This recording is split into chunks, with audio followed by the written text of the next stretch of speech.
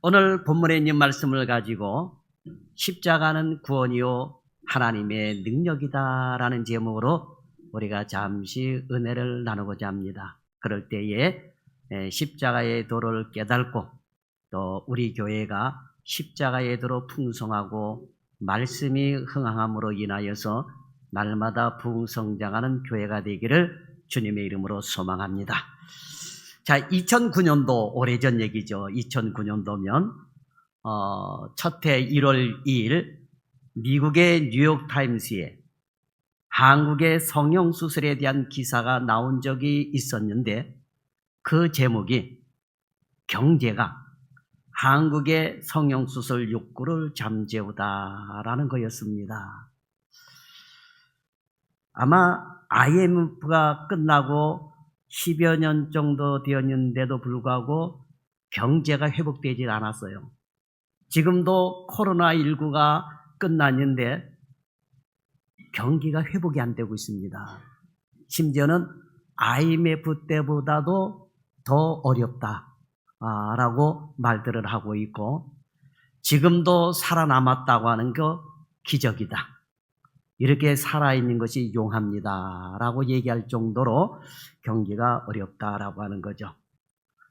그 당시에도 2009년도에도 이 미국 뉴욕타임스에 한국의 경기가 위축되는 바람에 서울 압구정동 성형외과병원의 환자 수가 급감했다라고 하는 거예요. 급감했다고 합니다. 그 기사에 따르면 2008년도 한 해 동안 20대에서 50대, 그러니까 20대에서 50대 한국 여성들 중에 성형수술을 받은 사람들이 약 240여만 명으로 이 연령대 인구의 약 30%가 성형수술을 했다고 하는 것입니다. 한국보다 인구가 6배 많은 미국의 경우는 그 당시 성형수술을 받은 사람이 약 1170만 명 정도였다고 합니다. 지금도 오늘날도 19세에서 29세 여성의 25% 정도가 성형수술을 경험했다고 하는 거예요. 뭐 눈썹이든 코든 볼이 됐든 어쨌든 지금도 19세에서 29세 여성의 25%가 성형수술을 경험했다고 하는 거예요. 22년도에는 이제 제재자작년이죠. 22년도에는 46,300여 명의 외국인들이 한국에 들어와 성형수술을 받고 돌아갔다라고 하는 거예요. 우리나라는 인구 1000명당 8.9명으로 세계 1위의 성형대국이라고 하는 겁니다.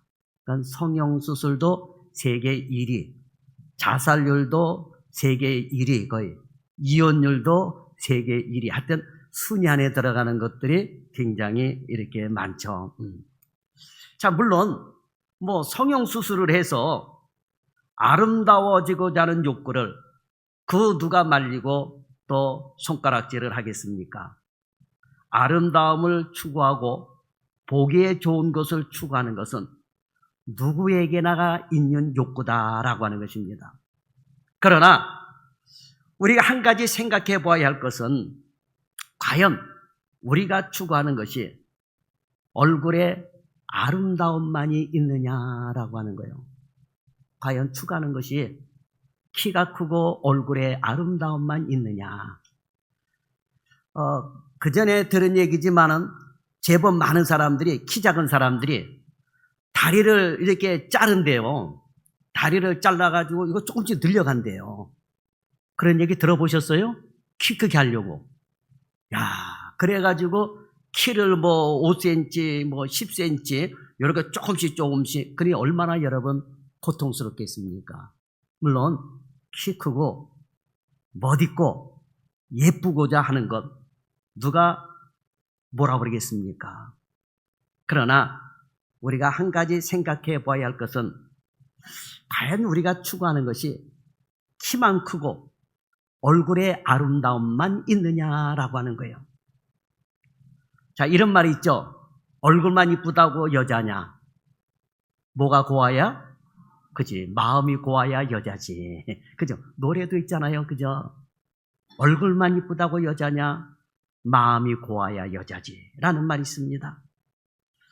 얼굴과 몸매를 아름답게 하고 좋은 곳으로 치장하는 것들도 좋습니다. 그러나 그 무엇보다도 마음을 아름답게 하고자 하는 노력이 먼저 있어야 된다라고 하는 것입니다. 베드로전서 3장 3절에서 4절은 이렇게 말씀합니다. 너희 단장은 머리를 꾸미고 금을 차고 아름다운 옷을 입는 외모를 하지 말고 오직 마음에 숨은 사람을 온유하고 안전한 심령에 썩지 아니할 것으로 하라. 이는 하나님 앞에서 값진 것이니라 했습니다. 자, 값진 것이라고 하는 말은 매우 비싼, 매우 귀한 고액이라고 하는 뜻이 있습니다. 즉 마음에 숨은 사람을 아름답게 단장하는 것이야말로 가장 귀하며 또한 최고로 값지게 치장하는 것이라고 하는 거예요. 그래서 여러분 얼굴만 화장해가지고 이쁘게 치장하지 말고 속사람까지 하나님의 말씀으로 치장하는 여러분들이 되기를 바랍니다. 얼굴이야 돈을 주면 완전히 딴 사람으로 변화시킬 수 있지만 마음에 숨은 사람은 돈으로 변화시킬 수가 없는 것입니다. 돈으로 환산할 수 없는 것들을 지불해야 마음이 아름다워질 수가 있는 것입니다. 지금도 성형수술에 중독이 되어서 거기에 벗어나오지 못하고 수술이 또한 잘못돼서 고통당하는 사람들이 얼마나 많은지 알 수가 없습니다. 자, 여러분 가운데에 선풍기 아줌마라는 말 들어보셨어요? 선풍기 아줌마, 그죠? 워낙 유명한 아줌마죠. 그죠? 이분은 그냥 놔둬도 이쁜 얼굴이에요. 그런데 그 이쁜 얼굴을 더 이쁘게 하고자 하는 욕심 때문에 성형수술을 시작을 했습니다. 그런데 이 성형 중독 후유증으로 얼굴이 크게 부풀어 올라가지고 이 선풍기처럼 얼굴이 돼버렸어요. 선풍기. 그래서 선풍기 아줌마로 불렸던 거예요. 지금도 여러분, 지금은 인터넷 치지 말고 나중에 집에 가서 예배 가서 선풍기 아줌마라고 하는 인터넷 치게 되면 그 아줌마의 얼굴이 나와요. 한동안 매스컴을 통해서 유명했던 그런 분이죠. 안타깝게도 2018년도에 생을 마감을 했습니다. 자, 그런데 우리는 이러한 성형수술의 열풍을 보면서 자신의 본래 가지고 있는 얼굴에서 진정한 아름다움을 보지 못하는 것은 아닌지 생각을 해봐야 돼요. 얼마나 많은 사람들이 성형수술을 많이 하고 다니면 자연미인이라는 말이 있습니다. 자연미인이란 말 들어봤어요? 예? 안 들어봤어요? 우리 집 사람은 자연미인이에요. 눈썹 하나 안 그리고 코 하나 안 건드렸어요. 자연미인이라는 말이 있죠. 수술하지 않는 상태에서도 아름다운 사람이다라고 하는 것입니다. 하지만 자연미인은 수술하지 않는 본래의 얼굴도 충분히 아름답다라고 하는 뜻입니다. 다른 사람이 가진 잣대를 나에게 들이대어 다른 사람의 취향에 맞게 수술해서라도 나의 얼굴을 뜯어 고치려는 것이 과연 아름다운 것이냐라고 하는 거예요. 그래서 우스갯소리처럼 누구처럼 성형수술을 해서 똑같은 얼굴이 많다라고 하는 거예요. 강남에 가보게 되면 유명한 배우 아무개처럼 얼굴을 고쳐달라고 해가지고 지나가다 보면 이 사람이 그 유명한 탤런트 아닌가 미인 탤런트가 아닌가 할 정도로 똑같은 얼굴을 가진 사람들, 비슷한 얼굴을 가진 사람들이 많다라고 하는 거예요. 우리 교회는 비슷한 얼굴, 똑같은 얼굴들이 없어서 얼마나 감사한지 몰라요. 여러분 모두가 다 성령 수술하는데 아유 우리 사모님처럼 얼굴 고쳐주세요 하고 우리 김진 집사님처럼 얼굴 만들어주세요. 그래가지고 똑같은 사람만 와서 앉아있으면 여러분 얼마나 이게 그러겠습니까? 그렇잖아요. 지금도 우리 동네에 나가다 보면은 우리 집사람하고 김진 권사님하고 헷갈려가지고 뭐 쌍둥이가 아니냐 하는 얘기도 이렇게 나오고 그러는데 이렇게 똑같은 사람이 앉아서 있으면 나도 헷갈리죠, 여러분. 생각을 해봐요. 그죠? 그런데 그나마라도 우리 교회는 고치지 않아서 그렇다 그래서 뭐 우리 김진 권사님이 우리 집사람처럼 얼굴을 고쳤다는 얘기도 아니고 그죠? 우리 집사람이 김진 권사님처럼 얼굴을 고쳤다는 얘기도 아니고 자연미인들이 자연미인. 예. 그런데 강남 같은 데 가보게 되면은 똑같은 머리 스타일, 똑같은 얼굴, 비슷한 스타일을 하고 다니는 사람들이 많다라고 하는 것입니다. 자, 여러분. 나는 나만의 잣대가 있는 거예요. 나만의 고유의 잣대가 있는 것입니다. 더더군다나 내가 잘생겼던 못생겼던 나는 나만의 아름다움과 매력이 있는 거예요. 내 이 얼굴에는 부모의 사랑과 마음이 깃들여 있으며 무엇보다도 내 얼굴에는 부모의 숨결이 있는 것입니다. 어찌 보면 수술한 내 얼굴을 자랑할 것이 아니라 세상 누구보다도 사랑하는 부모가 물려준 본래의 내 얼굴을 자랑하는 것이 마땅하다라고 하는 것입니다. 오늘날 세상이 십자가를 대하는 태도가 그러합니다. 사람들은 십자가를 있는 그대로 보려고 하지 않습니다. 그 십자가를 현대적 감각으로 새롭게 치장하고 꾸미려고 합니다. 사실 십자가는 아름다운 것도 아니며 또한 보기에 좋은 것도 아닙니다. 우리 교회는 그냥 나무로 만든 이 십자가 하나 달랑 달아놨는데 유럽이나 천주교에 가보게 되면은 십자가를 얼마나 화려하게 장식을 했는지 몰라요. 온통 다 금덩어리로 화려하게 다이아몬드 받고 뭐 루비 받고 이러면서 십자가를 얼마나 화려하게 치장했는지 몰라요. 여러분 예수님이 지신 십자가 보세요. 어디 뭐 금 십자가에 달려 올라가서 돌아가셨습니까? 그런 게 아니거든요. 정말 볼품없는 보잘것없는 저주스러운 그러한 나무 십자가에 달려 돌아가셨다라고 하는 거예요. 그런데 사람들은 십자가를 치장을 합니다. 멋있게 십자가를 치장을 합니다.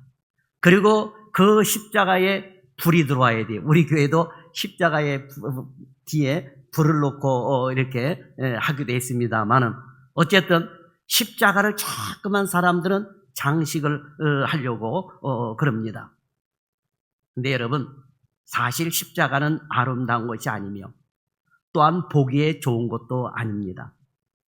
십자가는 1급 죄인들에게 사형을 집행하는 사형도구였다라고 하는 것입니다.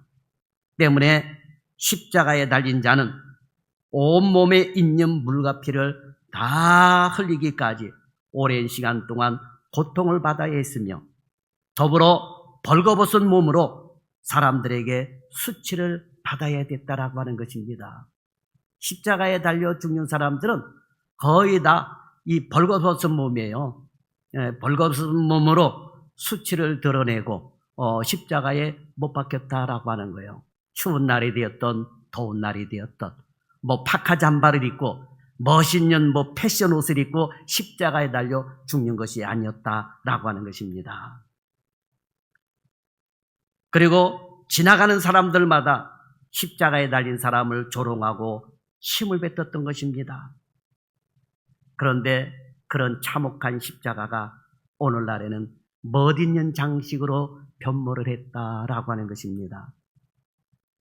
예수님을 상징한다고 하면서 건물의 안과 밖에 장식되기도 하고 별 의미 없이 여인들의 목과 귀에 장식이 되어 달리고 다니더라라고 하는 것입니다. 십자가의 문양으로 그림이 그려지기도 합니다. 장사하는 사람들에게 있어서 십자가는 상품으로서 가치가 있는 좋은 캐릭터로 변모되었다라고 하는 것입니다.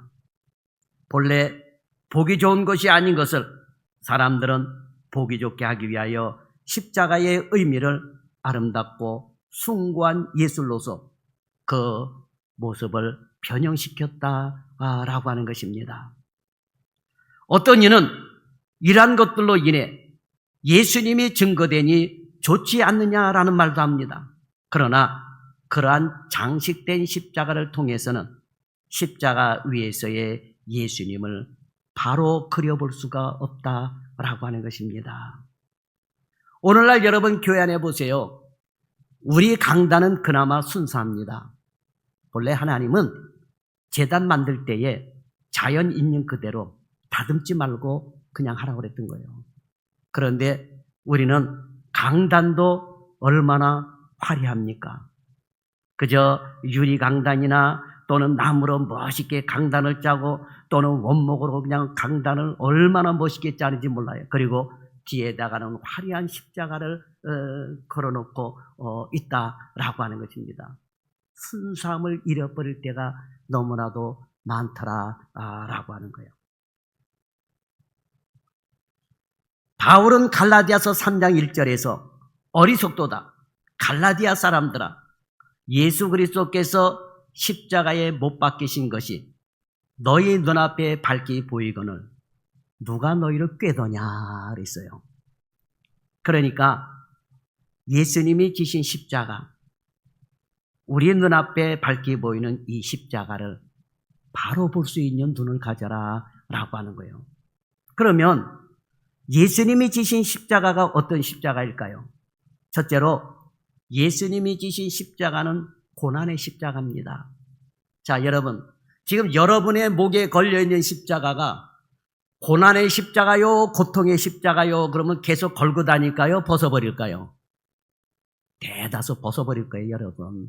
그렇지 않습니까? 그러니까 여러분, 십자가는 예수님의 고난이다라고 하는 거예요. 그것 때문에 우리가 구원받은 거예요. 그러니까 예수님의 십자가는 고상한 것도 아니며 아름다운 것도 아닙니다. 예수님은 십자가 위에서 아름다운 포즈로 죽으신 것도 아니며 모델로서 멋지게 죽으신 것도 아닙니다. 근데 여러분 오늘날 십자가 장식 봐요. 거기다가 예수님이 달리신 모습을까지 십자가 위에다가 해놓고 얼마나 멋진 포즈로 그런 모습으로 그려놨는지 몰라요. 그런 것을 목에 걸고 다니는 사람들도 있다라고 하는 거예요. 근데 예수님은 그렇게 돌아가신 것이 아니다라고 하는 거예요. 예수님이 하나님의 아들이기 때문에 예수님은 십자가에 달리셨어도 별 고통을 느끼지 못하셨을 것이라고 생각하는 자들도 있는데, 그러나 이는 옳은 말이 아닙니다. 그것은 잘못된 생각입니다. 예수님은 우리와 같은 성정을 가지셨던 분에게 똑같은 고통의 얼굴을 하셨던 거예요. 십자가 위에서 외쳐진 7원 중에도 엘리 엘리 라마 사박단이라는 말이 있습니다. 아버지여 아버지여 어찌하여 나를 버리셨나이까 라고 하는 뜻이죠. 이 말에서 십자가의 고통이 예수님께 얼마나 큰 고통이었는가를 알 수가 있는 것입니다. 사람이 버림을 당하고 외면을 당하고 이게 얼마나 여러분 큰 고통입니까? 그렇잖아요. 자식에게 버림당하고 부모에게 버림당하고 친구에게 배반당하고 여러분 애인에게 배반당하고 그래 봐봐 여러분 얼마나 이게 큰 고통입니까? 그런데 예수님은 창세 이래로 한 번도 아버지께 버림을 받은 적이 없으셨어요. 그런데 인간의 죄를 다 짊어지시고 십자가에 돌아가셨을 때에 너무나도 처참하고 너무나도 죄악에 흉측하기 때문에 우리 아버지 하나님조차도 얼굴을 외면하셨다라고 하는 거예요. 그것이 예수님에게는 너무나도 큰 고통이었다라고 하는 것입니다. 사도 바울이 본 십자가는 아무런 죄도 가지실 수 없는 하나님이시면서도 인간에 대한 사랑으로 인하여서 희생제물로서 인간을 대신하여 죽으신 사랑의 십자가였던 것입니다. 하지만 동시에 그 십자가는 예수님의 처절한 고통을 간직한 고난의 십자가였던 것입니다. 자, 그렇다면 십자가가 단지 부끄러운 것일까요? 그렇지 않습니다. 이 십자가, 우리를 구원해 주신 이 십자가, 사도 바울은 예수님이 지신 그 십자가를 자랑하겠다라고 하는 것입니다. 다른 거 자랑하겠다고 하는 거예요. 십자가만 자랑하겠다라고 하는 거예요. 본인의 가문, 학문, 지식 이런 거 다 필요 없고 나는 십자가도만 자랑하겠노라 라고 합니다. 그래서 갈라디아서 6장 14절에 보게 되면은 내게는 우리 주 예수 그리스도의 십자가 외에 결코 자랑할 것이 없으니 그랬습니다. 여러분, 바울에게는 자랑할 것이 너무나도 많았어요. 여러분 집에 보면 자랑할 건 너무 많죠. 그죠? 과거에 집안에 양반 아닌 집이 없고 벼슬 안 한 집이 없고 금송아지 없는 집이 없잖아요. 여러분 말하다 보면 그렇잖아요. 그래서 내게 자랑할 것이 없어도 사돈의 8천꽃까지 다 끄집어내고 자랑하잖아요. 그죠? 자랑하고 싶은 것이 사람의 마음이에요. 그런데 사도 바울도 인간적으로 보면 자랑할 것이 너무나도 많았던 겁니다. 그런데 십자가 도 외에는 내가 결코 자랑하지 않겠노라 그랬습니다. 바울은 출신 배경이나 학문의 업적 혹은 사람들의 평판을 자랑하지 않았습니다. 대신 사람들이 부끄럽게 여기는 십자가, 될 수 있으면 입에 올리기를 꺼리는 이 십자가만을 자랑하겠다라고 하는 것입니다. 바울이 자랑하는 십자가는 아름답게 치장된 것도 아닙니다. 자신을 위해 십자가 위에서 온몸의 피와 물을 흘리시며 죽으신 예수 그리스도의 그 참혹한 모습, 그대로를 담고 있는 고난의 십자가를 자랑하겠다라고 하는 것입니다. 시간이 흐르고 사람들의 의식이 바뀌며 선호하는 것이 바뀌어도 십자가에 대한 그리스도인의 의식은 사도들의 의식과 다름이 없어야 돼요. 똑같아야 된다라고 하는 것입니다. 자랑할 것이 점점 많아지더라도 예수 그리스도의 십자가 외에 자랑할 것이 없다는 고백이 우리에게서 나와야 될 줄 믿습니다. 왜 그럴까요? 십자가는 하나님의 사랑과 구원을 드러낸 것이며 우리로 하여금 생명을 얻게 하는 유일한 길이기 때문이다라고 하는 것. 그래서 이 십자가는 하나님의 공의와 사랑이 동시에 나타난 거예요. 자, 죄를 지은 인간은 죽을 수밖에 없습니다. 반역을 저질렀기 때문에 하나님처럼 되려고 선악과를 따먹었기 때문에 인간은 죽을 수밖에 없어요. 이게 심판이에요, 심판. 그런데 죽는 것을 보니까 너무나도 안타깝잖아요. 그럼 이걸 사랑하는 인간을 살려야 되는데 이거 어떻게 해야 됩니까, 여러분? 그런데 이 십자가가 하나님의 사랑과 공의가 나타난 거예요. 하나님께서 인간의 몸을 입고 이 세상에 오셔서 십자가에 달려 죽으심으로 인하여 하나님의 심판을 받으신 거예요. 그리고 하나님의 그 공의로운 사랑이 다시금 예수님이 부활하심으로 말미암아 우리도 같이 죽고 다시 부활하여 살고 천국에 들어갈 수 있게 됐다라고 하는 거예요. 이게 십자가의 도예요, 이게.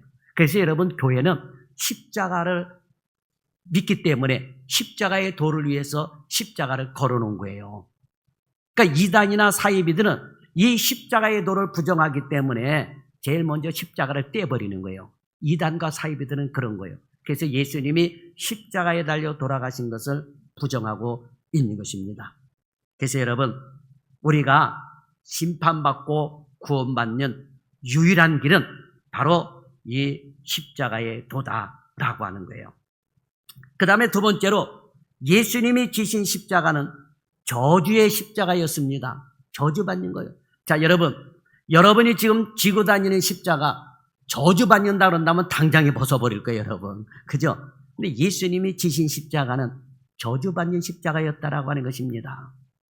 자, 사람들은 하나님의 아들이신 예수 자신이 왜 죄인들이 달려 죽는 십자가에서 죽어야만 했는가? 다른 방법은 없었는가라는 질문을 합니다. 사실 십자가에서의 죽음은 하나님의 계획이면서 동시에 유대인들의 계획이었습니다. 자, 유대의 제사장들과 바리새인들을 비롯한 기존의 세력가들은 스스로 하나님의 아들이라고 하며 믿음의 아버지요 믿음의 조상인 아브라함도 예수님은 아브라함이 낳기 전에 내가 있느니라, 있었느니라가 아니라 내가 있느니라 하시면서 아브라함을 나중이라고 말하는 예수님을 싫어했어요. 그러니까 예수님이 말씀하실 때에 가만히 들어보니까 유대인들이 생각할 때 이게 자기가 신이라고 얘기하네? 자기가 하나님과 동등됨을 얘기하네? 왜? 그 아브라함을 그렇게 최고로 치는 유대인들에게 예수님과 아브라함의 세대 차이는 약 2000년 정도 세대 차이가 져요. 그런데 아브라함이 있기 전에 내가 있느니라 이렇게 말씀하시니까 유대인들이 이 말 뜻을 이해하지 못하고 아니 네가 이제 30 갓 넘어가지고 50도 못 되어가지고 아브라함을 봤다고 그러느냐 하면서 미친 사람으로 취급을 한 거예요. 그렇죠 여러분? 만약에 제가 여러분 여기서 세종대왕하고 내가 같이 한글을 만들었다 그런다면 다 농담으로 여기고 얼마나 웃기겠습니까? 그렇죠? 그죠? 나는 그렇게 할 수 있는 입장이 못 되잖아요. 그죠? 에? 내가 우스갯소리로 여러분 세종대왕이 한글을 창제할 때 내가 그 옆에서 같이 했다니까 그런다면 여러분 여기 믿을 사람 아무도 없겠죠. 그죠? 근데 예수님 당시에 그랬던 거예요. 예수님은 분명히 성자 하나님이십니다. 아브라함이 낳기 전부터 예수님은 계셨던 분이에요. 스스로 계셨던 분이에요. 그래서 있었느니라가 아니라 있느니라 하신 거예요. 알페와 오메가가 되시는 분이요. 유대인들은 그 말 뜻을 이해를 못한 거예요. 네가 50도 못 돼가지고 아브라함을 봤다고 하느냐? 이러면서 예수님을 죽이려고 들었던 것입니다. 그래서 예수님을 굉장히 싫어했어요. 무엇보다도 많은 사람들이 예수님을 따라다님으로 인해 기존에 있는 자신들의 세력을 붕괴시킬 우려가 있는 예수를 유대의 대제사장과 바리새인들은 어떻게 하든지 예수님을 제거하려고 했던 것입니다. 하지만 백성들이 두려워 함부로 할 수 없었기에 나름대로 술수를 써서 예수님을 제거해야 했습니다. 예수님을 사람들의 눈에 보이지 않게 제거하는 것이 아니라 백성들의 미움을 받게 하여 그들의 마음에서도 제거해야 했던 것입니다. 그래서 그들이 택한 것은 예수를 빌라도에 넘겨주어 당시의 사형 방법인 십자가에 달아 죽이는 것이었던 것입니다. 유대인들의 민족에 대한 열심으로 보아 한 사람을 소문없이 죽이는 것은 그리 어려운 일은 아니었습니다. 그럼에도 불구하고 예수님을 공개적으로 죽이려고 했던 것은 십자가가 가진 의미가 있었기 때문이에요. 그러니까 여러분 예수님을 그 당시에도 그냥 한 사람 쓱 납치해가지고 그냥 죽이는 건 아무것도 아니었어. 그 당시에 여러분 그 당시에 이 대제사장과 이 장로들 바리새인들은 엄청난 세력가였던 것입니다. 몰래 공개 처형할 수도 있었어요. 옛날에 우리나라 독재 정권 시대 때도 그랬잖아요. 은밀하게 밤에 잡아다가 그냥 슬그머니 죽여버리면 그냥 끝내버리는 거예요. 그죠? 공개 처형을 여러분 못했던 겁니다. 함부로 할 수가 없었던 거죠. 그죠? 그래서 여러분 죄를 뒤집어 씌워야 되는 거예요. 그래서 공개적으로 죽여야 되는 거예요. 그래서 사람들의 마음에도 예수님이 자리 잡지 못하게끔 만들기 위해서 그렇게 공개적으로 처형을 하려고 했던 거예요.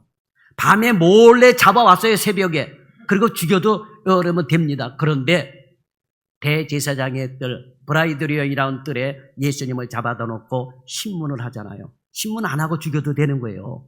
근데 왜 신문을 합니까? 죄를 뒤집어 씌우기 위해서 신문하는 거예요. 그것도 가짜 증인들을 내세워가지고. 그래가지고 십자가에 매달려 죽이려고 했던 거예요. 십자가에 왜 매달려 죽이려고 했느냐? 신명기 21장 24절, 23절 하반절에 보면 나무에 달린 자는 하나님께 저주를 받았으니라 라고 기록이 되어 있어요. 그러니까 십자가는 보통 나무로 만들어졌기 때문에 십자가에 달려 죽는다는 것은 하나님의 저주를 받은 것으로 여겼던 것입니다. 그러니까 유대인들이 노린 것은 예수님을 십자가에 매달아 죽임으로 예수님을 제거하는 것만이 아니라 예수님이 이루어 놓은 영향력까지도 제거하려고 했다라고 하는 거예요. 그들은 백성들이 예수가 하나님의 아들이 아닐 뿐더러 도리어 하나님의 저주를 받은 자로 알아 그를 좇지도 않고 그의 죽음에 애석하게 하지 않도록 만들기 위해서 공개적으로 봐라, 말씀에 십자가에 달려 죽은 자는 저주받은 자라 하지 않았느냐. 그러니까 예수는 저주받아서 십자가에 달려 죽은 것이다. 이렇게 소문을 낸 거예요. 소문을 낸 겁니다. 그런데 그 저주가 우리를 대신해서 예수님이 받으신 거예요. 여러분, 이걸 우리가 깨달아야 되는 것입니다. 그러나 하나님께서는 이런 어리석은 인간들의 뜻이 그대로 이루어지지 않게 하셨습니다. 우리 하나님께서는 예수님을 무덤에서 일으키심으로 사망의 권세를 이기게 하셨던 것입니다. 즉 모든 것이 죽이면 끝난 줄 알았던 이 유대인들에게 부활의 소식을 듣게 하셨다라고 하는 거예요. 그래서 여러분, 기독교는 부활의 종교요. 죽어도 다시 살겠고. 그래서 여러분, 다른 종교에는 부활이 없어요. 장례식만 있지. 그런데 우리는 장례식도 있지만 다시 살아날 것을 믿는, 그죠? 그런 부활절이 있습니다. 예수님이 부활의 첫 열매가 되신 거예요. 예수님이 부활하심으로 인해서 우리도 예수를 믿으면 줄줄이 사탕으로 부활하게 된다라고 하는 것입니다. 예수님께서 죽지 않고 다시 살아나셨다는 것은 예수님께서 하나님의 아들이시며 하나님의 아들이신 예수님께서 하신 말씀이 모두 옳은 일임을 성경을 통해서 증명하고 있고 그 제자들을 통해서 사도들을 통해서 증가하고 있다라고 하는 것입니다. 또한 십자가의 일은 하나님의 진노가 예수 그리스도의 피를 통해 만족되어서 최초의 인간 아담으로부터 시작된 죄의 뿌리가 제거되었음을 의미하는 것입니다. 갈라디아서 3장 13절과 14절은 이렇게 증거합니다. 그리스도께서 우리를 위하여 저주를 받은 바 되사 율법의 저주에서 우리를 속량하셨으니 기록된 바 나무에 달린 자마다 저주 아래 있는 자라 하였음이라 그랬습니다. 이 말씀은 예수님께서 십자가에 달려 죽으심으로 하나님의 저주가 다 풀렸다라고 하는 거예요. 그 죄값이 모두 청산이 되었다라고 하는 것입니다. 청산이 된 거예요. 유대인들은 예수 그리스도를 십자가에 달려 죽임으로 예수뿐만 아니라 예수님의 사상과 영향력까지 없애려고 했던 것입니다. 하지만 하나님은 그들의 반역적인 음모를 통해 인류의 구속이라고 하는, 구원이라고 하는 큰 일을 이루셨다라고 하는 거예요. 이것이 하나님의 계획이며 또한 하나님의 사랑인 것입니다. 그래서 세 번째로 예수님의 십자가는 아가페 사랑의 십자가였다라고 하는 것입니다. 아가페 사랑의 십자가였다. 십자가, 그것은 하나님의 계획이었습니다. 어떤 이들은 기독교가 피의 종교라고 하여서 싫다라고 말을 합니다. 그러나 피 흘림이 없이는 죄 사함이 있을 수가 없는 것입니다. 그래서 하나님은 인간의 죄값을 치르기 위해서 반드시 아무런 죄도 없는 자의 피를 흘려야 했는데 하나님의 아들 예수 외에는 죄 없는 이가 없기에 사랑하는 독생자를 통해서 우리를 속량하기 위해서 내어주셨다라고 하는 거예요. 그래서 여러분, 우리가 예수를 믿어야 되는 거예요. 예수를 믿어야 예수님께서 죄값을 대신 치르고 우리가 구원을 받고 죽어서도 영원한 하나님의 나라에 들어가게 됐다라고 하는 것입니다. 하나님은 우리를 살리시기 위하여 십자가라고 하는 방법을 택하셨고 이 십자가를 통해 율법의 올무에서 풀려나게 해주신 거예요. 율법은 죄를 알게 하는 거예요. 예를 들어서 내가 거짓말을 했어요. 그러면 율법이 뭐라 그럽니까? 너는 거짓말쟁이야. 율법의 10계명에 보면 거짓말하지 말라 그랬지. 너는 거짓말쟁이야. 얼마나 여러분 괴롭겠습니까? 이게 평생을 따라붙는다고 생각해봐요. 그리고 거짓말 안 하고 살 수가 있겠습니까? 여러분 생각해봐요. 옆에서 이렇게 해라 저렇게 해라 거짓말도 부추기는 사람도 있는데 그니 얼마나 여러분 괴롭고 힘들겠습니까? 그렇잖아요. 그런데 이런 율법에서부터 우리를 속량해 주셨다라고 하는 거예요. 예수님의 보혈의 피로 깨끗이 씻어주시고 우리를 구원해 주셨다라고 하는 거예요. 율법으로부터 여러분 자유롭게 해주셨다라고 하는 거예요. 얼마나 여러분 감사한 일입니까? 자, 우리는 동물의 세계를 보면서도 짐승이라도 자기 새끼를 끔찍히 사랑하여 자기를 희생해서라도 좋은 것을 주려고 하는 것을 보게 됩니다. 이것은 사람들도 마찬가지입니다.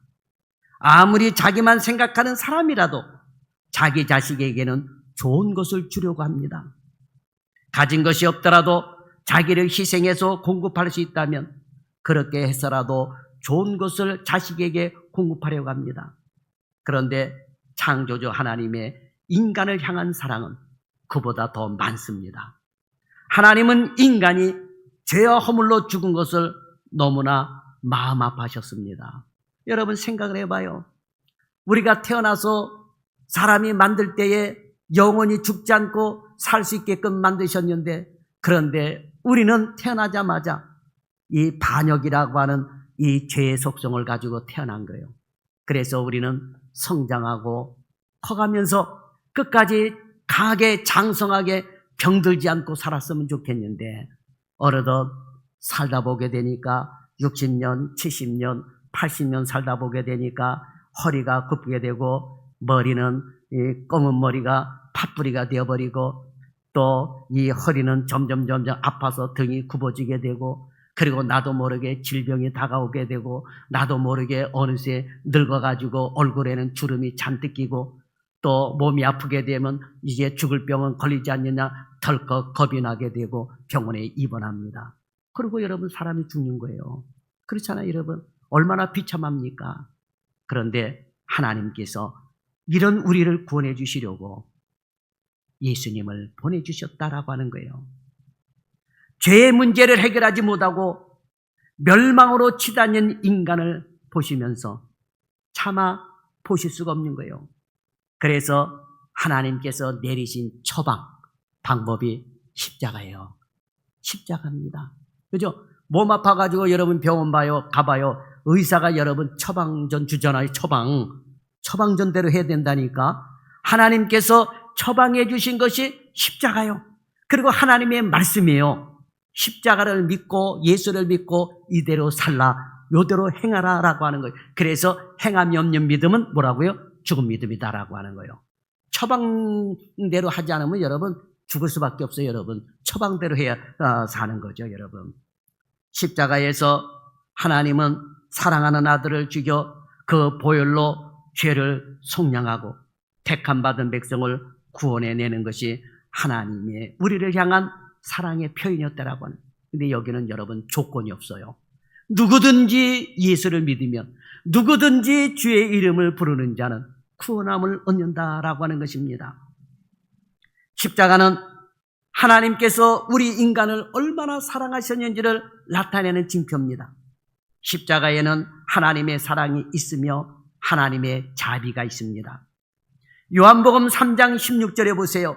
하나님이 세상을 이처럼 사랑하사 독생자를 주셨으니 이는 그를 믿는 자마다 멸망하지 않고 영생을 얻게 하려 하심이라 그랬습니다. 영생을 얻게 하려 하심이라. 하나님께서는 세상을 창조하시고 보기에 심히 좋았더라 그랬습니다. 하나님은 타락한 세상을 회복시키기를 원하셨습니다.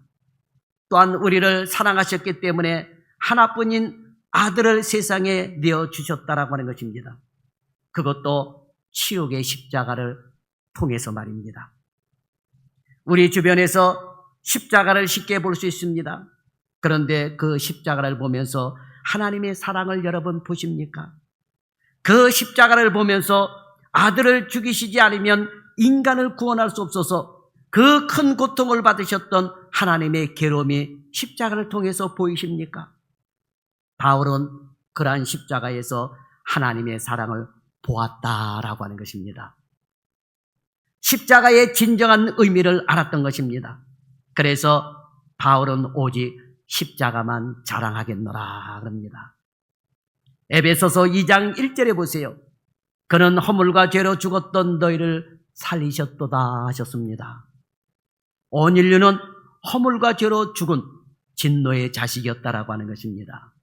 그러나 하나님의 그 큰 사랑으로 인하여 허물로 죽은 우리가 예수 그리스도와 함께 살아나게 되었다라고 하는 것입니다. 더욱이 하나님의 그 큰 사랑, 그 은혜로 그리스도 예수 안에서 구원함을 받고 천국에 있게 되었다라고 하는 거예요. 그런 여러분 얼마나 감사합니까? 그러니까 여러분, 우리 예수 믿는 사람들은 죽음이 두렵지 않는 거예요. 그래서 예수 믿는 사람들은 장례식장에 가서도 며칠 후 요단강 건너가 만날이 너도 건너가고 나도 건너가고 죽음의 강을 건너간다라고 하는 거예요. 그죠? 그러니까 안 믿는 사람들이 볼 때는 이거 이해를 못하는 거예요. 아니 사람이 죽었는데 무슨 며칠 후 요단강 건너가 만날이 무슨 부활한다고 그러고 죽으면 끝나지, 이해를 못하는 거예요. 그러니까 예수 믿는 사람과 예수 안 믿는 사람의 생각의 차이는 이렇게 엄청난 차이가 있다라고 하는 것입니다. 여러분, 우리는 하나님 안에서 예수 그리스도 안에서 십자가의 구원을 통하여 하나님의 구원의 능력을 보게 되는 것입니다. 그렇다면 오늘 여러분은 십자가를 어떻게 보고 있습니까? 예술적 차원에서 보고 있습니까? 멋있게 모양을 내서 걸고 다니지는 않습니까? 아니면 일종의 부적으로 여기면서 걸고 다니지는 않습니까? 십자가를 부적처럼 생각하는 분들이 있어요. 십자가를 목에 걸고 다니면 두통도 없어지고, 십자가를 목에 걸고 다니면은 음식 먹다가 목에 걸리지도 않을 것이고, 십자가를 목에 걸고 다니면 몸에 질병들이 사라지고, 아니 십자가가 부적입니까? 십자가를 그렇게 생각하며 다니는 사람들이 있어요. 그전에도 말씀드렸지만 어떤 목사님이 이 교회당을 건축을 하면서 이 천장을 십자가 모양으로 이렇게 해놨대요. 그랬더니 노인 양반들이 전부 다 그 십자가 정면에 와서 서로 앉으려고 싸우더래요. 그래가지고 아침부터 일찍이 와가지고 그 십자가에 아예 그냥 자리를 깔아놓고 정면으로 앉아있다는 거예요. 왜? 그래야지 축복을 받는다고. 그러니 여러분 얼마나 답답합니까? 그러니까 그 목사님이 나중에 그 십자가를 덮어버렸대요. 그냥 덮어버렸대요. 예. 여러분, 우리가 그렇게 생각하고 있지는 않습니까? 십자가를 지니고 있어야 드라큘라가 쫓겨나고 귀신이 쫓겨난다는 생각하고 있습니까, 여러분? 십자가는 결코 그런 것이 아닙니다. 십자가는 주님의 고난이고, 십자가는 주님이 나 대신 저주를 받은 것이고, 십자가는 무조건적인 하나님의 사랑을 나타내는 것입니다. 그래서 십자가는 구원이요 하나님의 능력이 되는 것입니다. 십자가만을 자랑한다는 사도 바울의 고백처럼 우리 모두도 십자가만 자랑하고 십자가의 도를 전하는 성도들이 되시기를 주님의 이름으로 축원합니다. 아멘. 기도하겠습니다. 긍휼과 사랑이 풍성하신 아버지 하나님, 과거 우리는 죽을 죄인들이었습니다. 인생이 어디서 와서 왜 살며 죽음은 어디로 가는지 알지 못하고 방황하며 지냈었습니다. 그런데 예수님의 십자가 사건으로 보혈의 피를 흘려주시고 누구든지 믿기만 하면 예수 그리스도의 십자가의 보혈로 모든 죄를 씻어주시고 죽음의 권세를 이기게 하여 주시니 감사합니다. 십자가의 도가 멸망당하는 자들에게는 미련하게 보이지만 구원을 얻는 우리에게는 하나님의 능력이 됨을 우리는 믿습니다.